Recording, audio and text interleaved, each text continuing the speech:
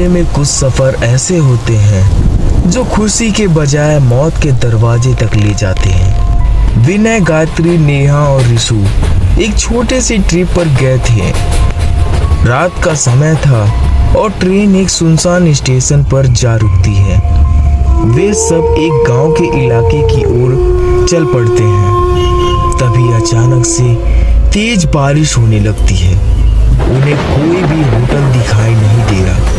तभी उनकी नजर एक पुराने टूटे फूटे खंडर पर पड़ती है जिसका नाम था चिन चिन बूम। बारिश से बचने के लिए वो सब उस चिन चिन बूम के अंदर चले जाते हैं। नेहा ने डर के साथ कहा कि ये जगह बहुत अजीब है और उसे अजीब सी गंध महसूस हो रही है। सब थक हार कर सोने चले जाते हैं, लेकिन नेहा को नींद नहीं आती है।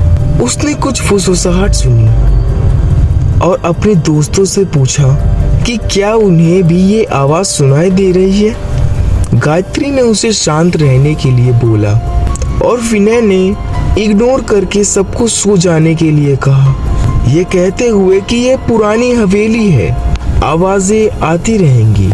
लगभग आधी रात के करीब अचानक एक तेज बिजली कड़की और उसके साथ ही एक अजीब सी खरोच की आवाज भी आई।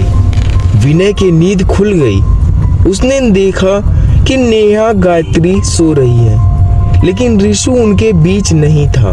विनय घबराकर सबसे पूछता है, क्या किसी ने ऋषु को देखा है? गायत्री बताती है कि नेहा ने कुछ आवाजें सुनी थी, लेकिन उसे पता नहीं कि क्या हुआ और ऋषु कहाँ गया। तीनों ने ऋषु को ढूंढना शुरू किया। विनय एक टूटे हुए दरवाजे के पास पहुंचा और वहां जमीन पर ताजा खून की एक छोटी सी निशान देखा। उसका दिल बैठ गया। वह उस कमरे में गया जहां पहले मंत्रों की आवाज आ रही थी। कमरे में पुराने चिन्ह, रक्त के तिलक और वेदी जैसी जगह थी। वहां एक पुरानी डायरी पड़ी हुई थी। विनय ने उस डायरी को उठाया, लेकिन डर के मारे तुरंत पढ़ नहीं सका। नेहा पास आई और विनय से पूछा, क्या तुम्हें ऋषु के बारे में कुछ पता चला? विनय ने कहा कि ऋषु कहीं नहीं है, लेकिन उसे एक डायरी मिली जिसमें जरूर कोई राज छुपा हुआ हो सकता है। ऋषु को ढूंढते ढूंढते सुबह हो गई, लेकिन वह कहीं भी नहीं मिला। हल्की रोशनी में तीनों खंडर से बाहर आए और मदद ढूंढने लगे। स्टेशन की तरफ जाते हुए उन्हें एक वृद्ध ज्ञानी संत मिले जो पास में ही टूटी फूटी झोपड़ी में रहते थे। विनय ने उन्हें बताया कि उनका दोस्त ऋषु गायब हो गया है और पूछा कि क्या उन्होंने उसे देखा है। संत ने कहा कि वह उसके बारे में सब कुछ जानता है और बताया कि चिनचिन बूम खंडर अभी श्रापित जगह है। वहाँ एक तांत्रिक रहता है जो अपनी शैतानी शक्तियों से उस जगह को चला रहा है और उसने 108 बलि देना चाहता है। ऋषु उस तांत्रिक के शैतानी देवता चिनचिन बूम की बलि बन चुका है। संत ने बताया कि अब तुम तीनों भी उसका शिकार बन चुके हो, लेकिन तुम्हें उससे बचने के लिए यहाँ से दूर भाग जाना चाहिए। तीनों बाबा की बात सुनकर एकदम सहम गए। तभी विनय को याद आया कि उस खंडर में उसने एक डायरी पाई थी। तभी उस डायरी को उसने बाबा के सामने रख दिया और कहा, बाबा, शायद इस डायरी में हमें कोई सुराग मिले उस शैतानी शक्ति को खत्म करने के लिए। और तभी बाबा ने कहा, शैतानी शक्ति को हराने के लिए सिर्फ एकमात्र तरीका है, उसका असली नाम का उच्चारण करना। डायरी के निशानों और संत की सलाह से उन्हें नाम पता चला।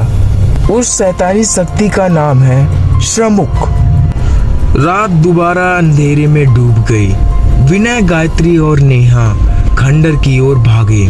उन्होंने देखा कि तांत्रिक एक कमरे में अपनी साधना में लगा हुआ है और शैतानी चिनचिन बूम का आवाहन कर रहा है। विनय ने अपनी पूरी हिम्मत और ताकत जुटाकर चिल्लाया, श्रमुख, श्रमुख, श्रमुख।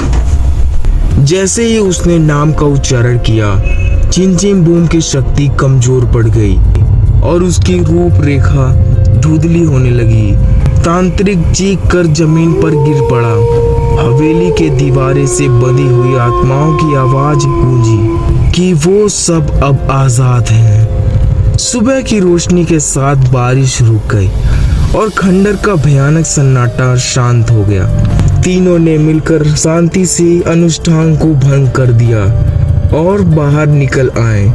वे जानते थे कि ऋषु की बलि ने उन्हें एक बड़ा पाठ सिखाया। सच्चाई और हिम्मत से बड़ा शैतान को भी हराया जा सकता है। तो दोस्तों, आपको ये कहानी कैसी लगी कमेंट करके ज़रूर बताना, और हम मिलेंगे अगली कहानी में किसी और डर के नए सफ़र के साथ। तब तक के लिए डरते रहिए और अपनों को भी डराते रहिए। Chill and thrill.